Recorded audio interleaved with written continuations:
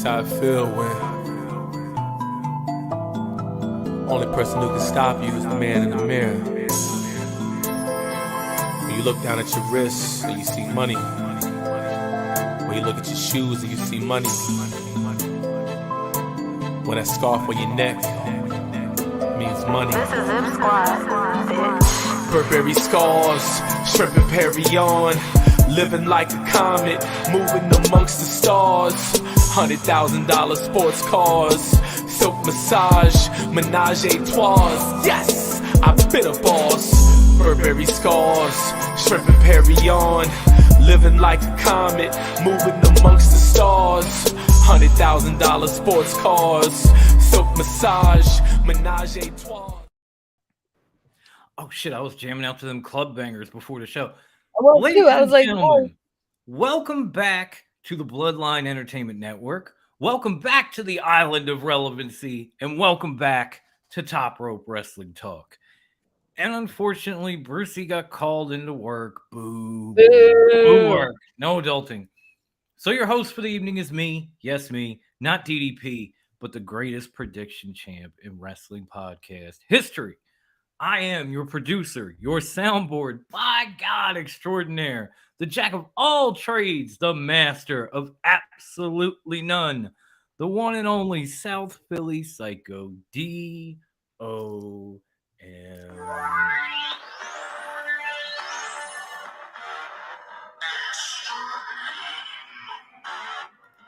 What's going on, Chris? Sorry your power went out. what's going on? We'll do our best to keep you company as long as we can. Let's fucking go.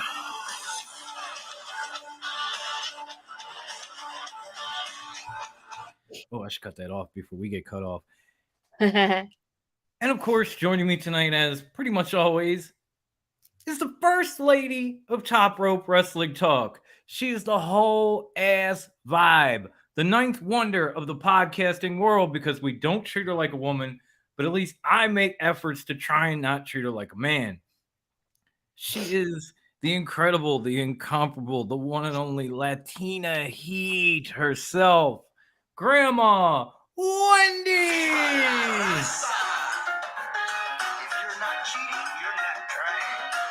Eddie getting down too right now.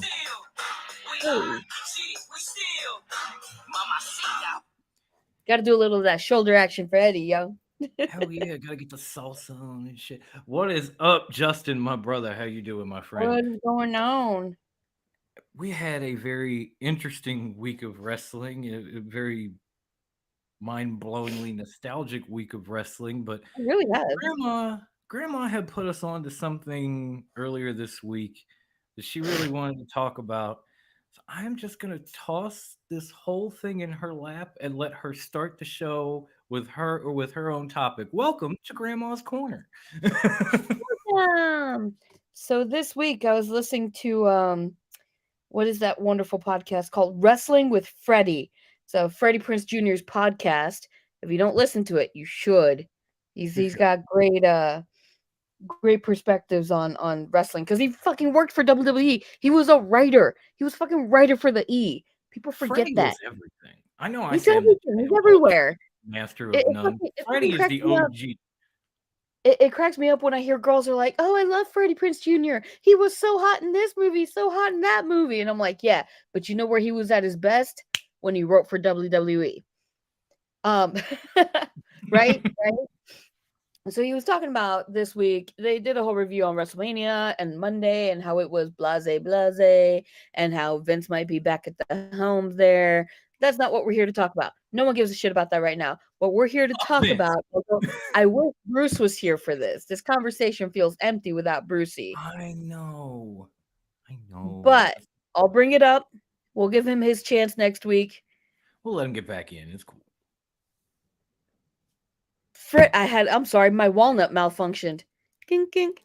Freddie Prinze Jr. was talking about the one and only MJF, Maxwell Jacob Friedman. And he said, according to Freddie, so Roman has been champ for 5 ever. Good for him. But Maxwell Jacob Friedman is where it fucking is at. The man was able to put over an entire Broadway-esque segment with jazz singing and lounge singing, actually, scat, the whole shit, the skibbity boop bop bop and all that fucking shit. And people lost their goddamn minds. People lost their fucking minds. People went insane. Yeah, they fucking did. Could Roman do that? Could he pull that off? Thank you. Sure. Absolutely. Without a shadow of a doubt. Sure.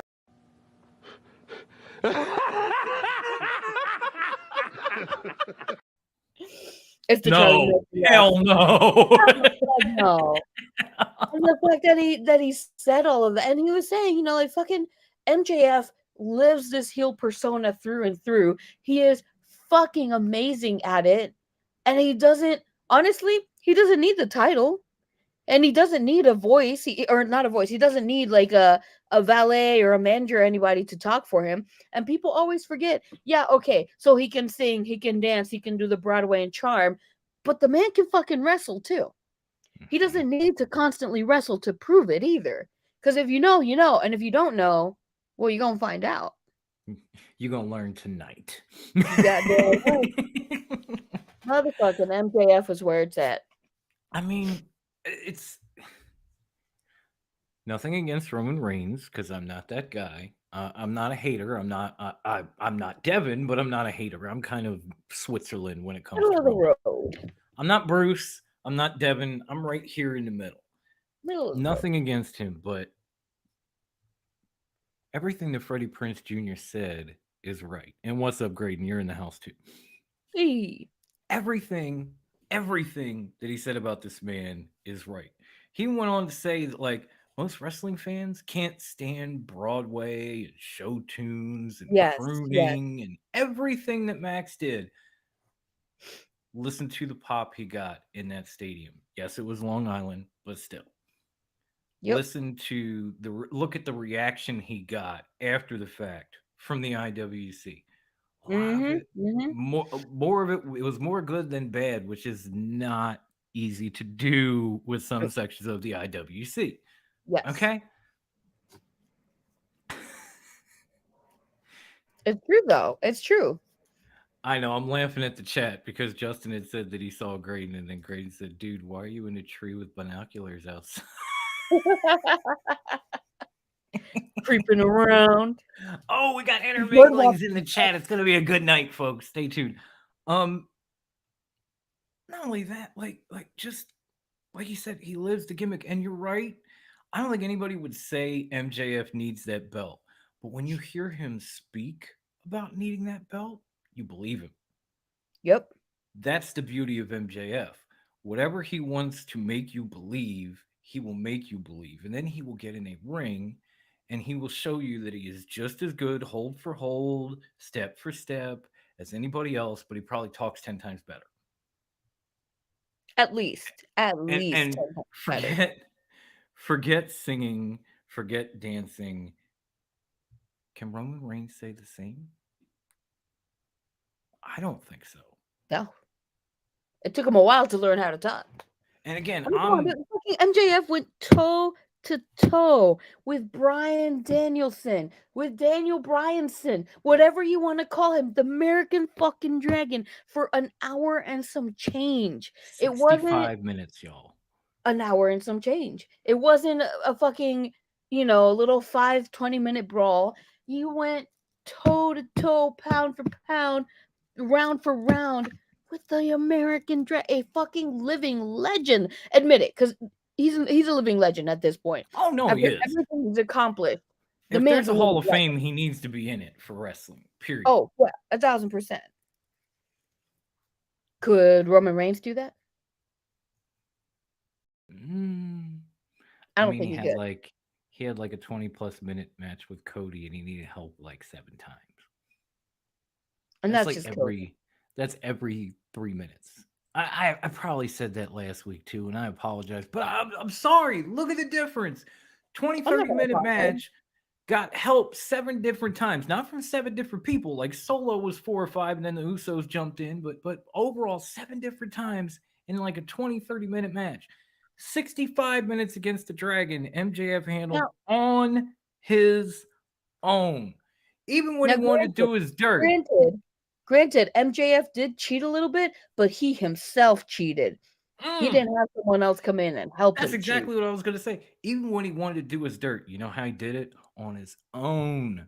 He He's hit a the self-made cheater. dragon with that oxygen tank. He did the dirty He heel did that shit. dirty low He didn't blow. need anybody to come in and throw spikes or super kicks or any of that shit. He handled it completely on his own.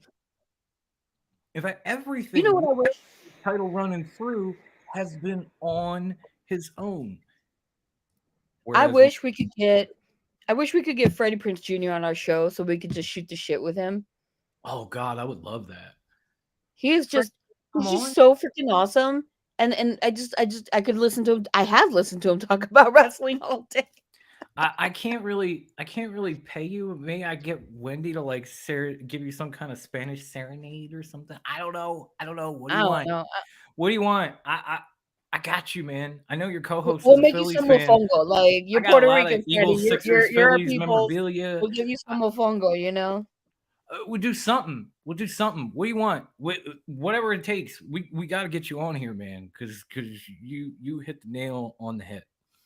You really Just like did. And what it he's just was. fun to listen to. Yeah, his whole episode was damn fun to listen to. I mean, he gushed about Sammy and Commander in the same episode. He went on about Yes. WWE for a little bit. You know, he's the opposite of corny, where he loves the flippity floppity high risk shit, and he He just explains why. loves wrestling. Like Freddie FPJ is just a wrestling fan through and through. Let's be real. Yeah, he just wants to enjoy wrestling, and that's what makes me love him even more. So Yeah. I'm glad you brought that to us. I used to listen to his podcast religiously, and I haven't in a while. And then you sent me the episode, and I was like, all right, if it's gonna be on the show, I'll check it out. And when I did, I was like, man, this is really good. I should do this more often. And I thought, Freddie fits because yeah, he's got his podcast, and yeah, he's done it, but Freddie hasn't been around in a while, and then all of a sudden he turned back up. And you know what? That just seemed to be a theme in pro wrestling all fucking week long.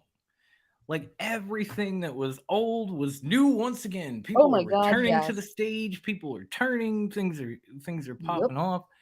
And amazingly, the first thing we got under the topic of what's old is new is reports of the return of Dark Side of the Ring for season 4. Yes.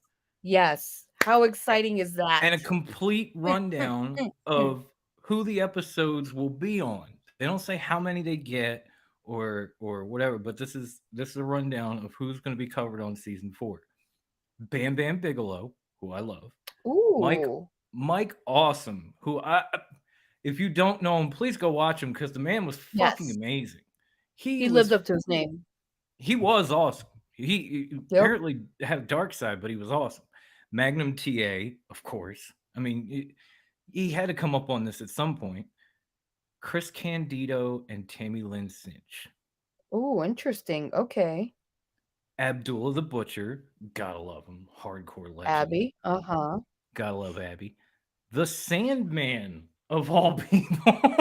Okay, but that doesn't surprise me though. Like you just Nah, look at it and you know there's a lot going on in he's that a one. he's a dark side episode just waiting to happen. He is a But walking, talking dark side episode. the last one, if Sandman is a walking, talking dark side episode, this man might be a walking, talking dark side season. The last one they're covered on season 4 is none other than Marty fucking Jannetty. Yep. Yep. The one and only so, Marty motherfucking Jannetty. so let me ask you, Grandma, out of that list, I know you'll probably tune in for all of them because I know you're a huge fan like I am, I but love it. which Love it. one are you most anticipating or most excited for? Talk to me. Believe it or not, Marty Jannetty. I believe it. Because the man's just fucking wild, man. The shit he says is hysterical. Everything that spills out of his mouth onto his social medias. I'm like, bro, someone just I part of me is like someone stop him, and part of me is like, give me more. Just feed the masses because you are so fucking No, stupid no, and no, no, crazy, and no. I love it. This is so It's dumb and stupid so ridiculous, hysterical. and I can't get enough. Please feed me more. Nom, nom, nom, nom, nom. Yeah, No, right? I'm like, come on, Marty. I feel you on that one. Like I said, Marty is Marty. I think I said it to you before the show. Marty has more drama than every soap opera on Telemundo put together. Yes, And when 1,000% when yes. he spills it out onto social media, it's like one of us has to inform the other. Oh, Marty said something here. Check it out. Oh yeah, yeah. It's And we have had hysterical. to. We've almost been around. November will be 4 years. In those 4 years, we've covered Marty Jannetty at least once every fucking year, and the man has done nothing. Yeah, you're Nothing. right. Like he's not wrestling, he's not appearing, he's not anywhere No. that anyone would even know. Like he's not showing up in Impact, he's not on AEW, he's certainly not coming back to go to the WWE Hall of Fame. But every year we've covered it because of some crazy shit that he said, like killing somebody and leaving their body in the what was it, the Wallacoochee River or some Oh shit. yeah. Like throwing him over the bridge into the Wachahoochee Cuchimuchi River or some shit. Yeah, I was like, the what the Gitchy hell? Gitchy Ya Ya Ya River or some shit. I don't remember Right? the name of the river, Like, but it was I something don't like fucking that. know. But he's just So doing all kinds of wild shit. I get why Marty would be your pick. I gotta be honest. Of course, I'm looking forward to all these. I love this show, but I think the one that I'm looking forward to the most is Mike Awesome because there are even things Mm-hmm. about that man that I to this day still don't know because he was a I'm big curious thing. about. Oh yeah, I'm sorry. Go. Oh, because he was a big deal in Japan and eventually came Yeah. to ECW, but he was already a big deal in Japan for a good decade. And back then, you could trade tapes, you could do whatever, but there wasn't a lot. The reporting wasn't what it is today. Yeah, there weren't as many sources, but at the same time, when shit popped off or when somebody had problems, you didn't really hear about it. Mm-hmm. So to see him, trading tapes and then come to ECW and all that, it's like, God, this guy is fucking amazing. And then, we saw what happened with WCW in the 70s guy, whatever the hell else they put him in. It was just Mm-hmm. absolute Vince Russo diarrhea. Oh yeah. And his career kind of fell off from then, and eventually he would take his own life. Yep. So, to get more of a detailed background on this man and maybe fill in some gaps would be amazing on Dark Side of the Ring season 4. So, I'm really looking forward to that. I'm sorry, Wendy, what were you going to say? The other one I'm curious about is Bam Bam Bigelow. Yeah. Because that's one I know. I know his matches because I watched him wrestle, but I know nothing about him. I know he was Right. huge in Japan.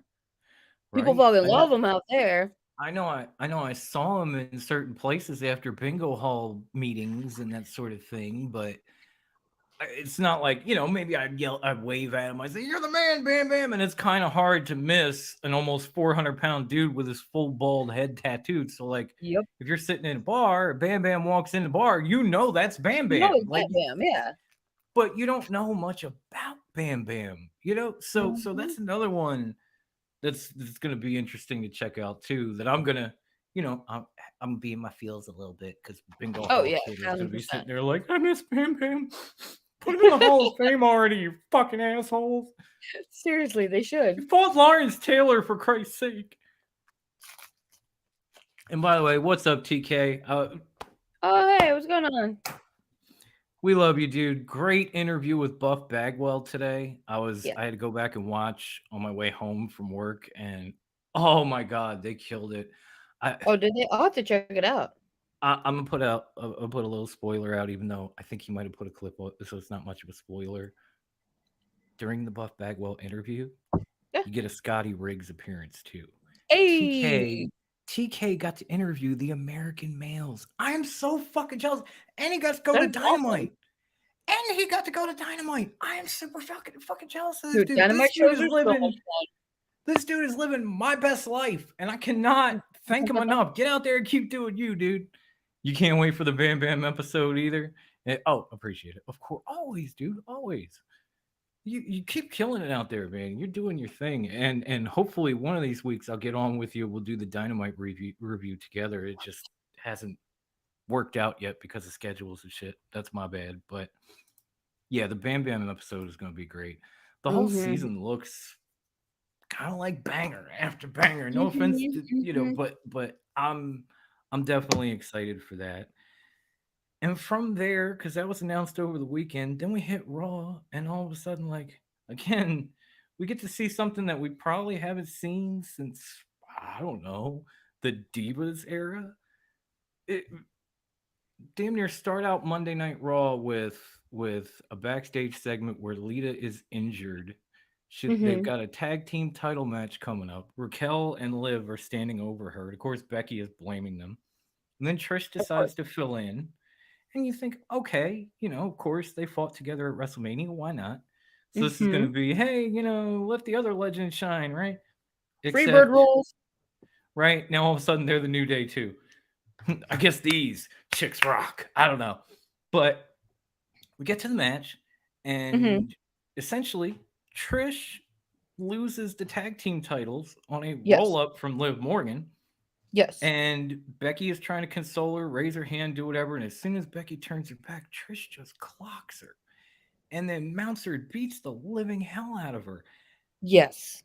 Honestly, That have not seen heel Trish Stratus since the Divas era. it's been a hot ass minute. Like, I don't even know if it was the 21st century, guys. I can't remember off top of my head. But I'm sitting there thinking to myself, what the fuck? So it wasn't exactly said, but it feels like Trish took out Lita and then took out Becky after losing the tag titles and turned heel. My question to Grandma, first and foremost, is like, why the hell would she do this now? I don't even know, man. I mean, if I can be 1,000% honest, though, I watched it and I was like, but who the fuck cares? Right? I. You're It not sounds wrong. cool because Lita and Trish are legends, but honestly, who the fuck cares? And I hate to say that, but I don't know, like, when they came back, it was like, "Okay, cool, so maybe it's, like, a one-off, that'll be nice," and then they put titles on them? Why? Excuse me, that didn't make any sense to me. These are people that don't need titles, that are just here for a cup of coffee, and that was it, but let's just put these titles. Is it because they wanted to have some sort of intermediary without saying they're intermediary champions or so? I don't know. I don't understand the logic, and it makes me care even less. They wanted like dream transitional champions. I mean, honestly, I think now they did what they did to facilitate this story so that Trish could turn and we would end up with, say, Trish versus Becky at Backlash in Puerto Rico. I mean, they could have done it And as a one-off thing anyways.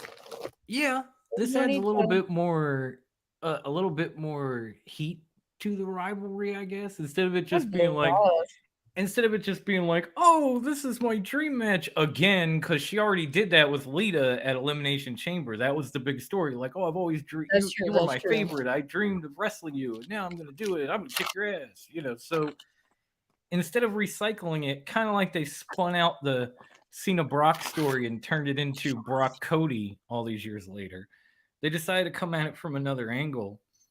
And I really feel like the only reason that Trish did this was because she was she was the third wheel, literally. Like Lita and Becky are tag team champions. Oh, and Trish is here too. And she couldn't take not being in that position. She I guess. couldn't take being the third wheel, like having the focus on somebody else. So she takes Lita out, then she takes Becky out. Now she's going like full heel, and I'm kind of interested in it now. I certainly wasn't leading into WrestleMania. I was like, just give the judgment, or I mean, just give Damage Control their rematch, and let's get this over with. But apparently, we're going in a different direction now, and I'm kind of cool with that. I don't know about. I mean, I guess congratulations to Liv and especially Raquel, her first Oh, title yeah, definitely period congratulations on a to main Raquel. on a main roster. Mhm. So, and this is also true, Graydon. Trish can still pin me all day, every day. Yeah, yeah. We were just talking Keep about viral. We were just talking about what's her name? Elmira. Yeah. Mm-hmm. Because she was on, Gorgeous. they were doing a whole macabre series on a channel Mm-hmm. with her movies, and I pretty much said the same thing. She could put a spell on me any day. I know that woman's like 70, but she's still fine. Trish, she's not 70, but she's still fine. It just made me think of it because you're the movie guy. So I'm Although apparently, if anybody has a chance with Elvira here, it's me. so jealous. Many blessings unto her for coming out, man. I totally Anyways, forgot about that. Congratulations to you. Cheers. Mm. all right, Now I guess we should get back to wrestling since I derailed myself. derail Thanks this. to I'm blaming Graydon. As soon as I saw Ben Buster, I thought movies, and I thought about what Wendy and I were talking about before we came on. It's But all his fault. Damn it, Graydon, stop distracting us. so then considering what's old is new again, we go from that to the spin cycled story I was talking about, where Cody is now the new John Cena and Brock Lesnar has, assaulted him. And I think I said last week, watch, it's going to be Brock and Cody in Puerto Rico because the tribal chief don't feel like flying there. Guess what, Mm-hmm. boys and girls? Yeah, Your boy Brock and was Cody right in once Puerto again. Rico. I have all these championships for a reason. It's not just a gimmick. Greatest prediction champ. And Cody I think came out. even Freddie Prinze said something about it, but I can't remember what it was he said, but it was something along what you said. I think Yeah, they were saying that it was beat for beat exactly what happened with John Cena. yeah, it really is. It really is. The only difference was when Cody came out this week, he didn't do exactly what I said he should have done, like, because, Cody's got class and I don't. Or he should have Fair. just repeated Sammy Guevara's shit line for line from Dynamite. Like, look, you didn't beat me, bitch. Your fucking family and your boy's thumb beat me. I fucking Yeah, had you. he But really instead, fucking he did. came out. He came out and he said it was all on him. He wasn't prepared for Roman, the tactics, the Mhm. numbers, the this, the that. And then when he looks Although for a rematch, when you think about it though, that was a very sly. Oh, I'm talking to myself now. Hello? are you there? I've been yes, I'm here. So you can hear me. What the hell is going on? I can hear you. What's going on? I don't know. Well, that's just weird. Hang on, something went screwy. There I am. Yay. Okay. Hello. Okay.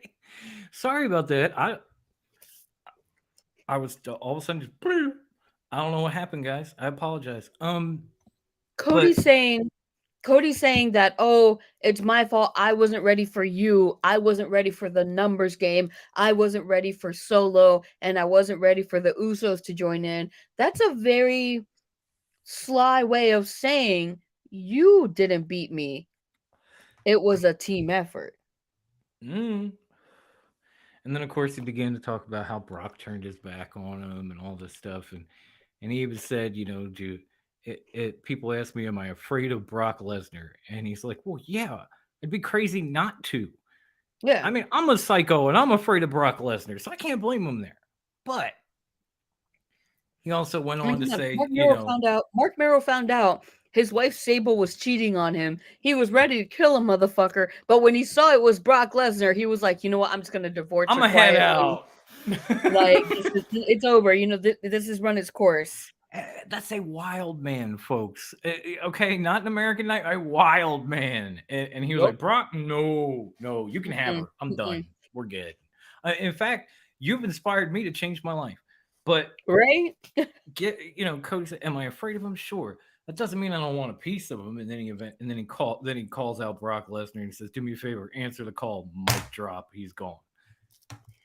And so we're getting this at Backlash, and I know it's a little early, but I gotta ask: if Cody and Brock are fighting in Puerto Rico, does the Uh-huh. American Nightmare even stand a chance, or is this going to be like another Brock versus Ricochet match, like in Saudi? I was like, thanks Oh, for coming. yeah. F5. It's gonna be more of that. Like there's no way he's winning anything. Okay, that's not surprised. It's kind of the popular opinion, but I've never really kept the popular opinion. Hence why I'm a Cody guy to begin with. Like a lot of people aren't, but I am. Yeah. I think I think he can beat Brock. I really do. He damn near beat Roman. I think he could If it beat wasn't for Brock. the numbers game. Do I think he's going to take a beating to do it? Yes. Do I think he's Oh going to yeah. dominate him? No. Cody might end up winning by the seat of his pants, but I think he can win. And I'm also looking at it from a standpoint where, okay, so let's say we get the rematch between Cody and Roman at SummerSlam. SummerSlam is 4 months away. By that Yes. point, Roman would be well over 1,000 days. He would have Mhm. probably off the top of my head, the fifth longest title run, maybe even longer than If I Hogan's recall at that correctly, yeah. point. If Cody beats Brock and almost beat Roman and gets to SummerSlam, that might be the time. Because now you have Roman at a point where he's reached his 1,000 days and beyond. He's top five all Uh-huh. time. How much longer can you keep this going? It has gotten stale like a while ago. His family story is amazing. If you want to keep this whole bloodline thing going without belts, I'm cool with that. Yeah, Because yeah. now we've got maybe the Usos are on the way out. Solo is cooler with Roman than anybody. You got numbers kind of filling in on the other side, like a returning Riddle to join Sammy and Kevin. Mhm. Mhm. That story is very interesting. The 1,000 day title reign is like, okay, cool, get to it already. I'm done.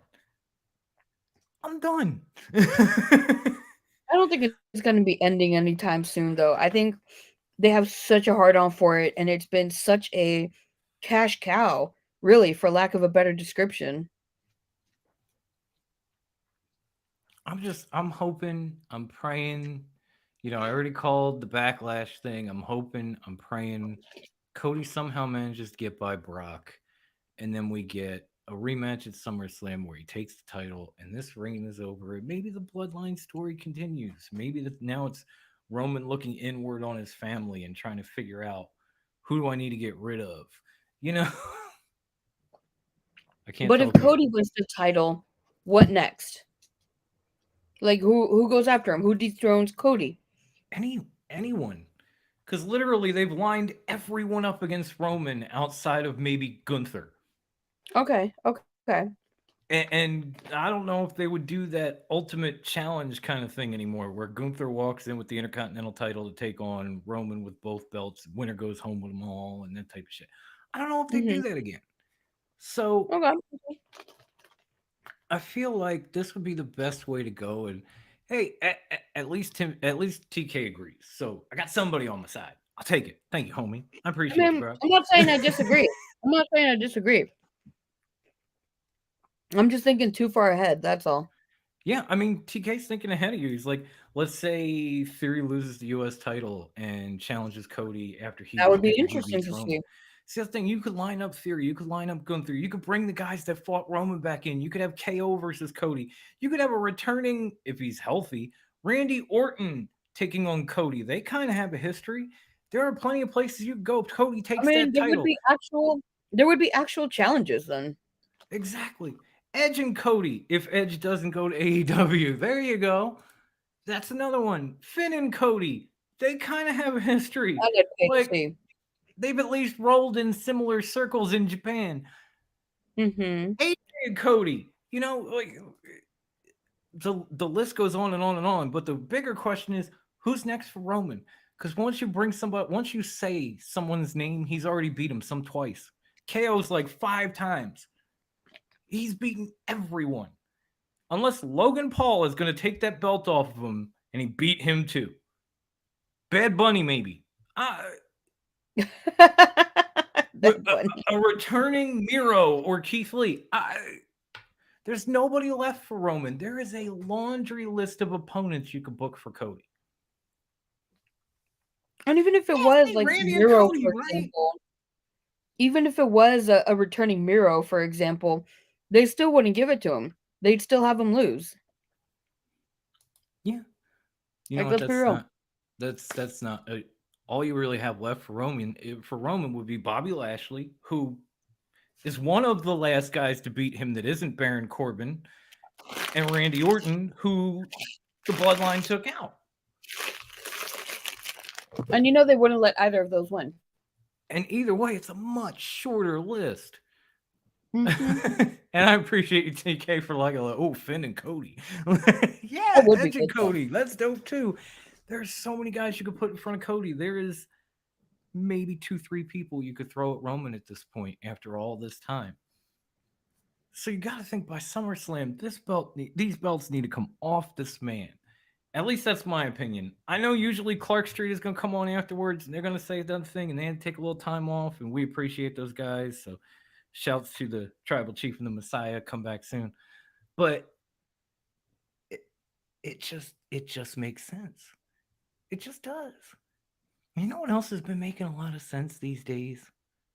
The last few fucking weeks of AEW Dynamite, boys and girls. Holy fuck. Yes. Like it's been really good. Don't get me wrong, and that's an understatement. The action they've always had, but now they're telling stories. They're using in-ring coming together nicely. They're putting the whole thing together and they're cooking it properly. Like this shit. To be honest, this shit has been better than WWE TV since after WrestleMania. I'm just gonna say it. I got to give AEW all the credit in the world, and I love them both. But god damn it, if you haven't been putting it together. We've been doing some amazing stuff over there. Just bashed Tony Khan last week on multiple occasions to the point where the Khan family pulled us off air. Okay, if you don't believe me, go watch last week's episode. Check fucking tape. That's true. That's true. You got a little mad at anybody's dick. I bash everybody equally. All I need is the opportunity. I won't talk about my personal life. We talked about MJ a little bit. We did. We talked about how this week, all of a sudden, everything that was old was new again. Yes. So of course we had Darby in a match with Swerve, which was fantastic. Yes. Like knowing those two, where those two have been and what. Oh yeah, like the history between them. The history between them, and just knowing like, okay, Swerve, yes, but if you've seen Kill Shot, he can get hardcore. We know Darby can. Yeah. So like this shit is about to be on like a pot of fucking neck bones, and it was, and I appreciated the shit out of it. And Darby got the win by the what was left of the face paint on his fucking face, by the link on the chain of his choker that Swerve was actually choking him with. He was. After the fact, MJF comes out and he starts, and he starts talking about Darby, ripping into Darby and calling him Sting's kid and all this other stuff. Darby comes back a little bit, but the best part was when all of a sudden the music hits and it's Sting! Because when was the last time Sting was on TV? I don't even remember. It's been a hot minute. I was actually happy to see him. Again, we went in the Wayback Machine and we're making something old new. I will say though, his promo was a little rambly.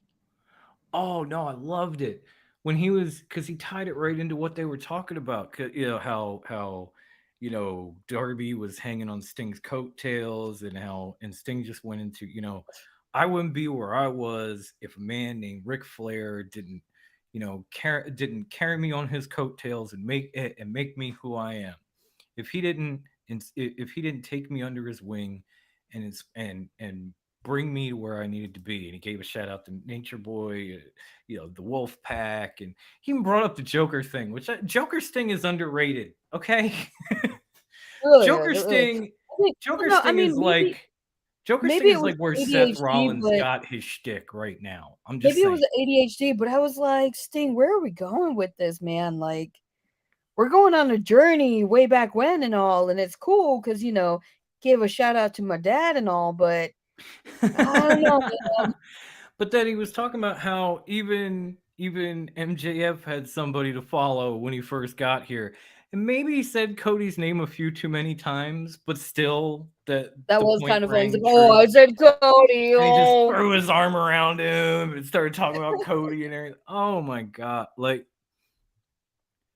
like it. his promo had these moments where I was just like, lols, but I don't know. Like I said, maybe it was the ADHD, and I was just like, can we get to where we're going? Okay, that's your thoughts on it. I was gonna ask for that. Any other thoughts on that whole segment between the match, the promos? I mean, it wasn't the worst.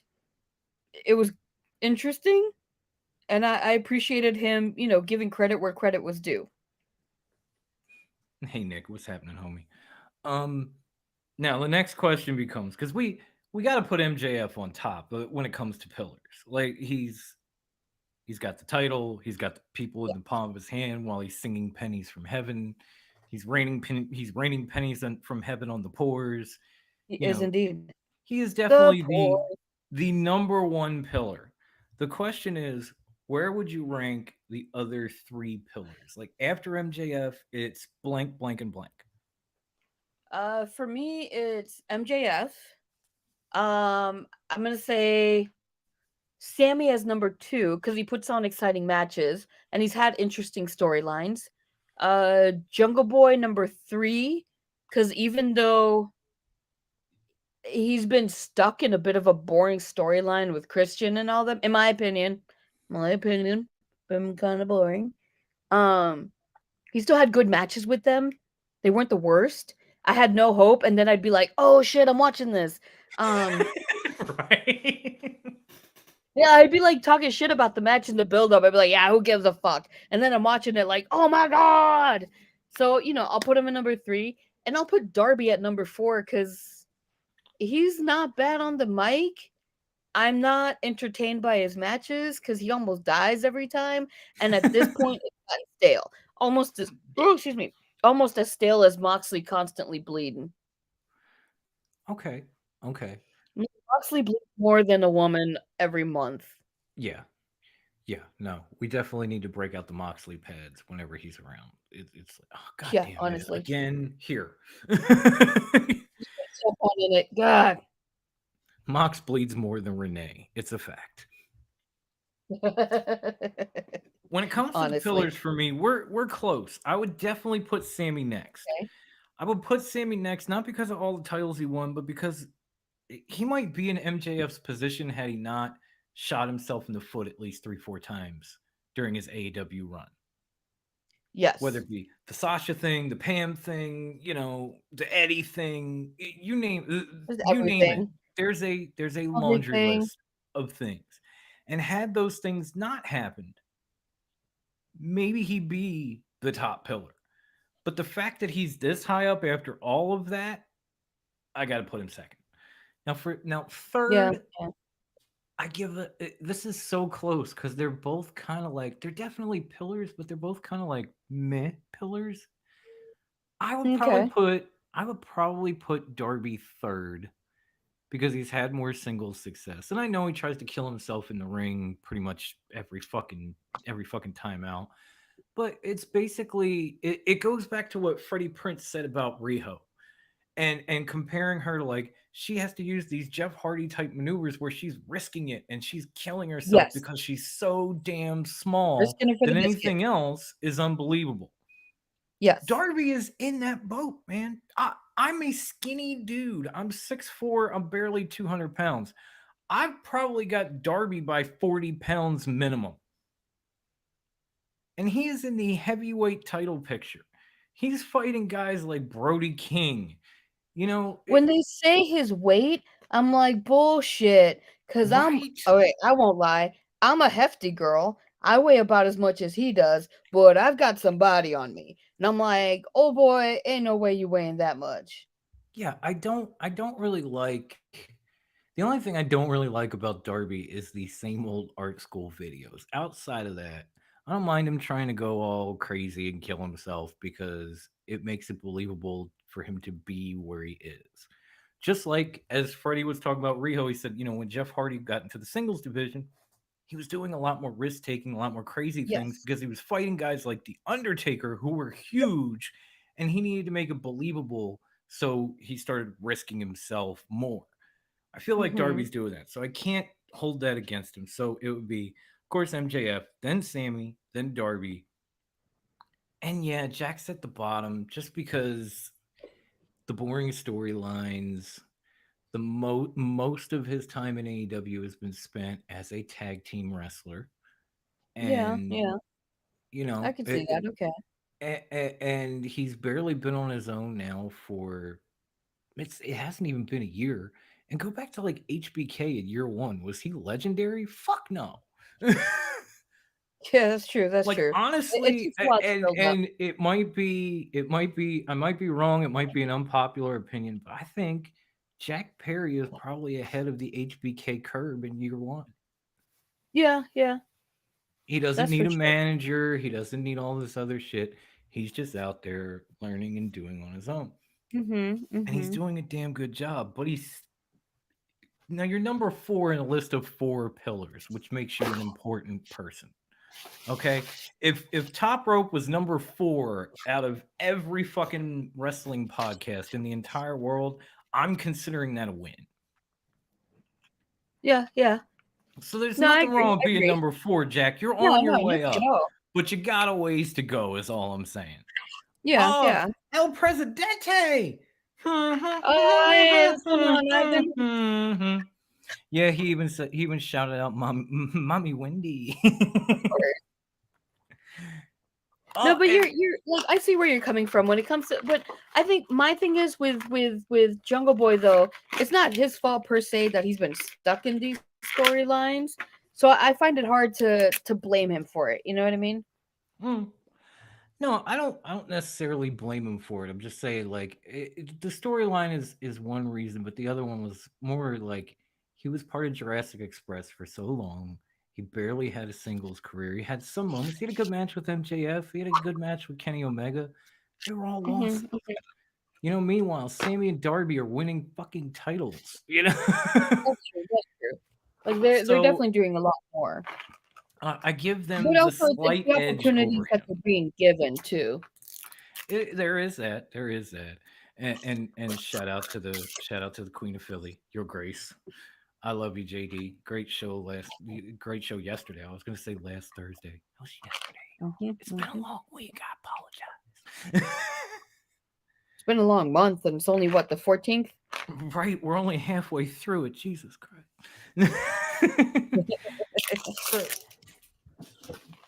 so, there was that, and then of course we had the return. We eventually had the return of the elite, which I thought was a great segment. My only question was, did they have to wait until poor Nakazawa and Brandon Cutler were beaten within an inch of their lives to a literal bloody pulp before they decided to make their comeback? Okay, yeah, I was kind of worried about Cutler and Nakazawa for that. I'm like, how Wasn't far that are a we little gonna let funny to it you? go?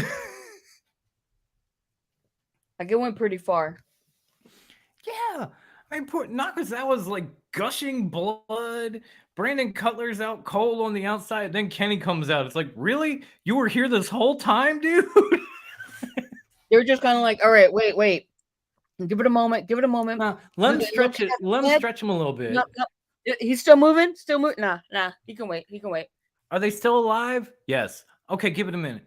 Like, that was a little weird, but I did like, Kenny shows up and everybody's like focused on him. Bucks come through the crowd. They start beating the shit out of the Combat Club, and Mox gets saved before he takes the old screwdriver to the forehead.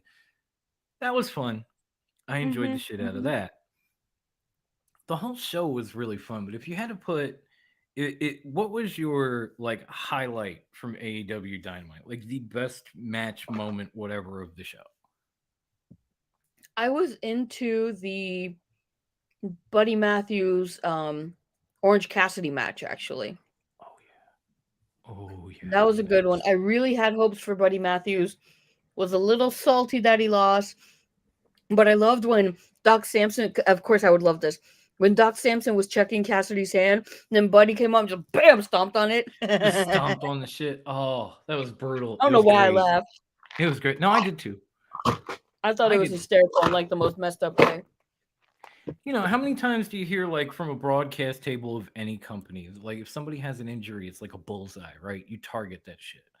So Oh, if Orange absolutely. Cassidy's sitting there holding his hand and the doc's looking at it, why not come stomp on it? It's the May as same well. May as fucking well. thing. Exactly. Oh, speak of the devil, he's here. My tribal chief, my shield brother. What is up, Devin? What's good, You know Devs? what? I enjoyed. Surprisingly, that was my match of the night too. I enjoyed the shit out of that. I Mm-hmm. Mm-hmm. I think I said it a couple weeks back when Brucey was complaining about Jeff Jarrett that like Orange Cassidy is probably the hottest champion in AEW right now. He has Yeah. been through so much from so many different angles, and he's fought through it all and came out. This I thought was going to be different all the way up until the end, and even Buddy couldn't believe that the ref counted three. Oh, I'm yeah. almost I'm almost hoping that we somehow get this again. I I think we really will. We definitely should. I'm not even mad at Orange Cassidy being a champion, even though he brings it out in a fucking backpack I had in junior high. But I would love to We see all Buddy did. Matthews take that title, add a little more gold to the house, get a little more of a put a little more of a shine on his name because the guy's deserving of it. And if Oh, yeah. Cassidy loses it at this point, you can't even be mad. Like the guy No, has been no. through hell. Jeff Jarrett put him through hell. Jay Lethal put him through hell. Before that, Brody King did. Buddy Matthews just did. Like eventually, this guy is going to burn himself out. Seriously. No, he's been going through it. But yeah, I mean, it's amazing to me that we are still here with Orange Cassidy as champion, and I'm not like, can somebody please take this from him already? Like I I'm mean, I felt like begrudgingly taking it, saying but Buddy needs to take it because I really love the guy and because I Are you feel like yeah, I was gonna say, don't get me wrong. I enjoy Orange Cassidy. I like Orange Cassidy, but I right, don't know. I didn't want him to win the title. I didn't want right. him to have it to begin with. I didn't either. Mhm. I was like, what's he gonna do with it? Like everything else is a shtick. Like he's all lazy. I thought he was gonna come out just like Mhm. belt dangling with two fingers, and then Yeah, there. yeah. Apparently, one And then day he he did one better. He decided. just put it in a backpack. Apparently, one day he decided to get a backpack, and that was the end of that. Problem solved. Okay, but I mean, close second for me was that match with Keith Lee and Chris Jericho. Oh yeah, yeah. That was actually really Oh, good. oh my God, that was so good, and I loved the way they tied Swerve back into it.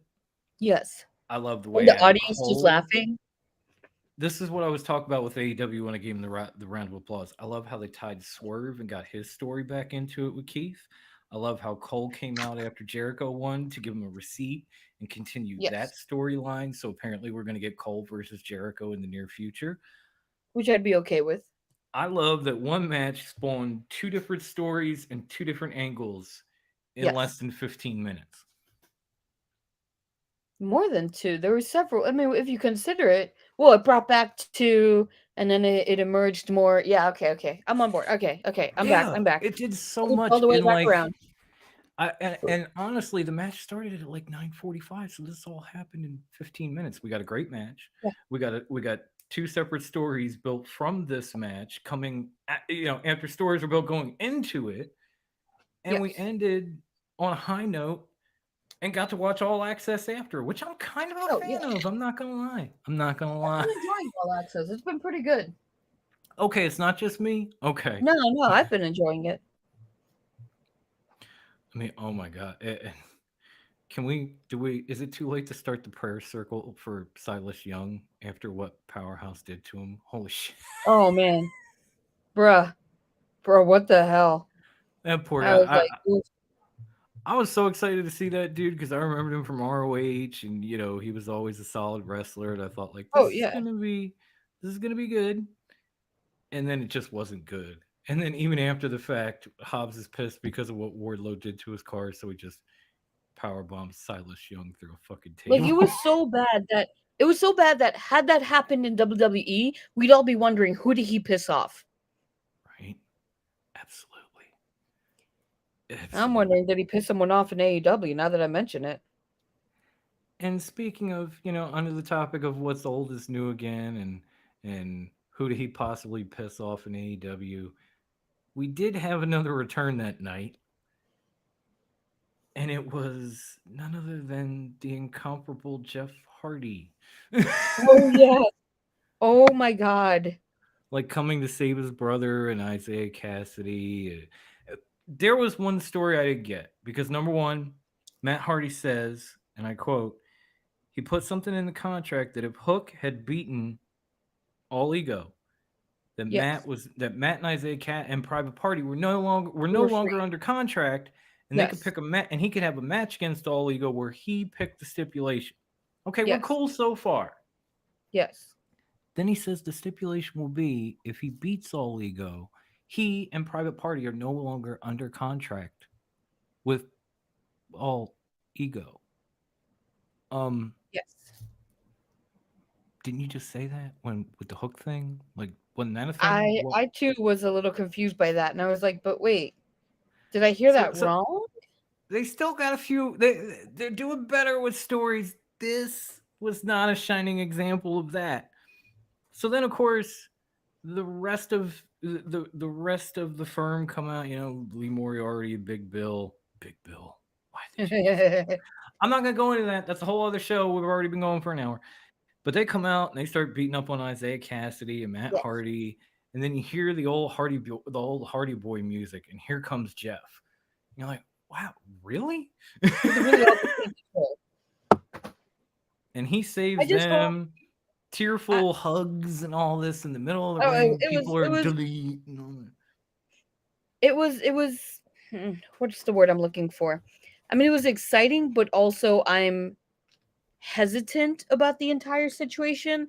I Okay. hope that Jeff is in a better place right now and is able to make better choices for himself, and there is a support system for him that'll help Yeah. him better handle things and uplift him to a safe place where if he feels he's slipping, he can actually go to someone and say, I need help a lot sooner than another DUI or Yeah. worse. Another night in jail, another whatever the case may Yes. be. Because obviously it worked for Malachi Black. When he felt himself kind of sliding off the deep end, he went and told Tony and the powers that be, like, this isn't working for me. I need Yes. to go home. I need to get my head right. And they Yes. let him. And They when said they that's fine. and once he and the House of Black came back, look at him now. Yeah. In a much better And headspace. I'm with you on that. I was going to ask you about that, but again, we share a brain, so you knew. We share brains, so we're on the same wavelength. When it comes to this, like, I'm with you. If Jeff Hardy was done with wrestling altogether, and I think I said this on that mental health episode we did with Bruce and Ivy, if Jeff was done altogether, I would have been fine with that. Yeah. Sometimes, regardless of how much you love something, you have to let it go because it's not good for you. I know a Yes. little bit about that, okay? I mean, If I you think know we all me and do you've on been different watching this levels. show and you know my history, I have a little personal experience with that.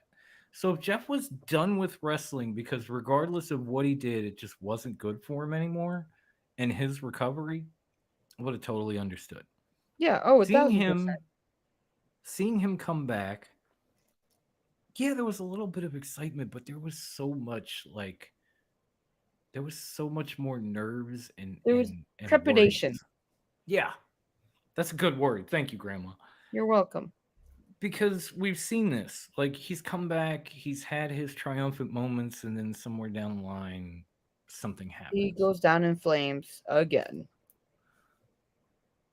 So yeah, I have hopes for him. I'm hesitantly excited, but I also have hopes for him. Yeah.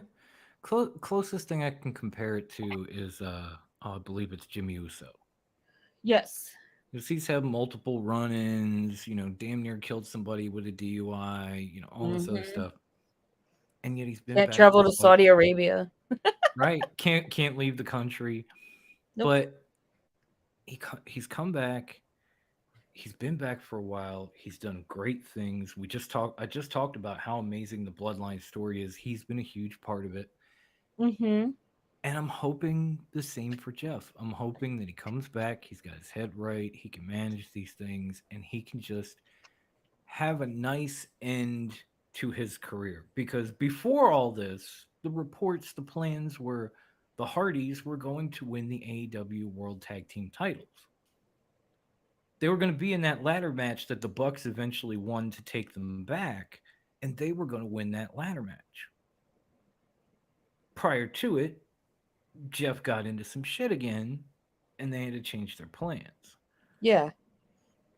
So I'm hoping that maybe he can come back, wrap up his career, finish on a high note, maybe grab another title with his brother, and then just kind of bow out gracefully and worry about his life, his recovery, his family from that point on.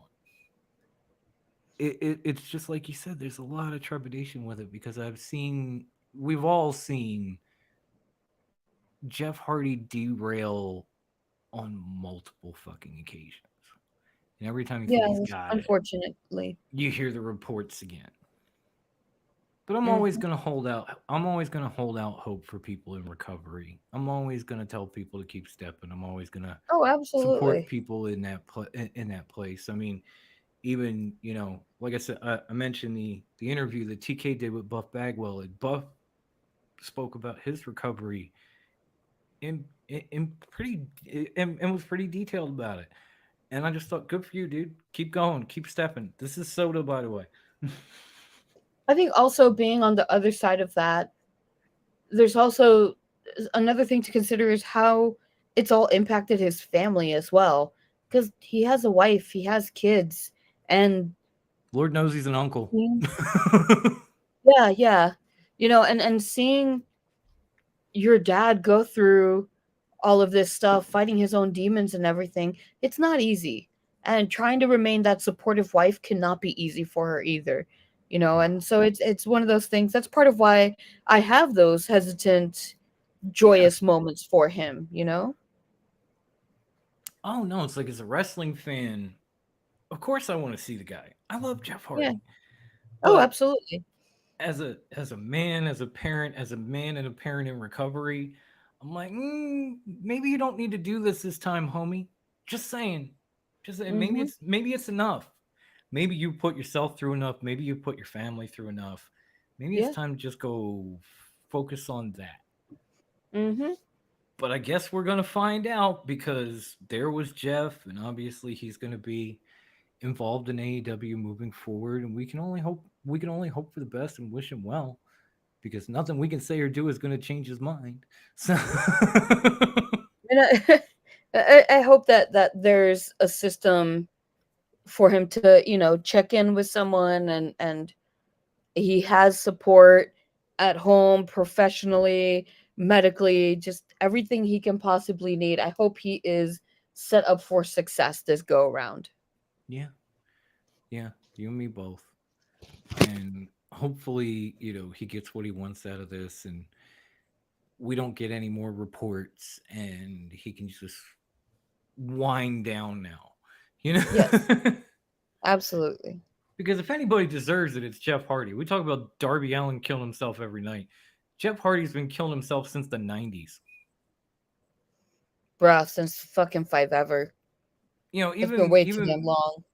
even Matt has slowed down with the whole broken Matt delete, just a way to get away from all that like extreme crazy body killing type shit and be a little bit Mhm. more, grounded. Jeff never really did. Ever. It didn't even matter. Even when he was Willow, he was still taking all these risks and doing all this crazy shit. And He's he could be never, put in a situation where he could be put in a match where he doesn't need to take the risks, but he's gonna do it. And yeah, it's that addictive personality. yeah, yeah. I know all about that Hmm. one. Well, you know what? I think on that note, it's a good place to stop. I We've agree. We've covered quite a bit. exhausted all our topics. We've gone across the entire wrestling universe. We've interacted with every one of these wonderful fans in the chat, and we appreciate you showing up every week. And there are two places you can find us on Facebook if you don't know this by now. You can find our group, just search for Top Rope Wrestling Talk on Facebook. We'll pop up, invite yourself, come chit chat in our threads, come post stuff, come ask questions, come join the music league with Grandma Wendy. Come hang out. All kinds of stuff to be done there, all kinds of great group members and great posts from every stretch of pro wrestling, really. So come invite yourself. And of course, now you can find us on Facebook on the Bloodline and Entertainment Network. Just search for that and you will find their page. You can come follow that. You can see our clips there. You can see our upcoming shows, previous shows, all kinds of shit in between, and everything from Clark Street, Universal Wrestling Podcast, the Tim King Show, WrestleBread, Cage My IQ, All of it. So much you can check out. Streets and Roto Slappers, who was in the chat tonight. Shout out to Streets, baby. I'm sorry I was in the middle of a rant when you came in. And the list is growing by the day. This bloodline's growing like a weed, man. We can't help it. Everybody wants to be on the island of relevancy, and we welcome you. And of course, you can find us on Twitter at TopRopeWT. Pretty simple, because I made it. Okay? So the next time you hear Bruce blame me, think about the Twitter. That's me. Then there's the Instagram, which I didn't make. I don't care who wants to take credit for it. I don't even take credit for it. It won 3 awards for worst Instagram ever. And that handle is at top_rope_wrestling_talk. Jesus. Now, I'll take the blame for that one. You're a great person. That's all. That's all me. That's all me. You're a wonderful individual. Now, I need to take a breath. So, Grandma, if you will, please let the people know where they can find our back content. They can find our back catalog on anchor.fm/TRWT. That's and from there, wherever podcasts are freely distributed, Stitcher, Spotify, Apple Podcasts, all those places. And our trying to chew gum. I'm trying to laugh at JD. Sorry. No, not our Insta. Our YouTube is right up there above me. It is TRWT and in parentheses a Foxden Joan. You can catch all of our old videos there, and whenever Meatheads happens, it happens. Yes, we're still working out the details on that one. It's been a rough go for Brucey and for me, and I think even Morgan got grounded there for a while. What the fuck did he do? But we'll get back to that. Lord knows the Morgue Monster is amazing and I miss him. So we'll definitely get back to that. Now, as you probably know, because some of you have already been watching this, but if you don't, we are exclusively we are an exclusive of the Bloodline Entertainment Network. And to find those guys, most of it is pretty simple. If you're on Instagram, Twitter, TikTok, even Twitch, just search, even on YouTube, if you want, search for at the Bloodline ENT. You can follow us, you can subscribe to us, you can watch us, you can check out all our stuff, you can have a ball there. Now, for our audio platform, God damn it. Because now I have to go from underscores to dashes. Why do you people not like me? I'm a good dude. I'm a founding member. Why you do this to me? Check out how you can simplify it. They can find our audio at www.spreaker.com/show/the Bloodline Entertainment Network with slashes between all the words after the. Yes, that's Spreaker.com/show. Like See, even that fucks me up. /the-bloodline-entertainment-network. Okay, I got it out. It was almost on one try. I'm getting better. It's all there. Now, for exclusive articles and content, for Cage's betting slips, for everything under the sun, including replays of all the episodes of Top Rope, Clark Street, and every Bloodline member, please go check out our sexy ass website, which is the bloodlinenetwork.com. I know Yes. Tim's working on audio. I haven't had a chance to check and see if it's there, but that should be coming if it isn't there yet. But there is so think much so. there that you will not find anywhere but thebloodlinenetwork.com. TK is Yes. killing it on that site. It is beautiful. Please go check it out when you get a chance. Last but not least, please go to our website and buy some merch. Yes. WrestleMania 40 is coming. Even, oh crap, Chris asked me a question about WrestleMania 40, which I'm going to put a pin in until next week because it just dawned on me right now. Oh yeah, that was a good question too. We're gonna get Brucey to put that in the rundown next week. Yes. Chris, we got you. No worries. Next week, we're going to do your WrestleMania 40 question. But to get me to WrestleMania 40, go to trwtmerch.threadless.com. You're going to see all of our logos when you go to the webpage. If you click on one of those logos, you will see a vast variety of items you can put that logo on. Everything from cell phone cases to coffee mugs to tumblers, all the things, t-shirts, all the fucking things. T-shirts, hoodies, onesies, blankets, beach towels, magnets, stickers, pillows. We got Everything. bath mats. We got bath mats and shower curtains. We have leggings for ladies. We have slip-on shoes. We have everything under the sun. Go to trwtmerch.threadless.com. Yes. Order some of this beautiful shit today and get me some good seats at the link because I got to get up there because I'm pretty sure most of the bloodline is in Philly anyway, and we can all chill. Me, Get there, JD, and Nick, and Dan, and everybody at the link in the same row. That's the dream, folks. Help me make it a reality.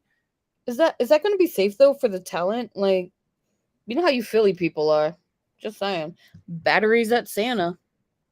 In 1960. So anyway, ladies and gentlemen, thank you once again. Yeah, that's just until one we of see many. you next week. Enjoy wrestling. If it's not your cup of tea, let somebody else drink it.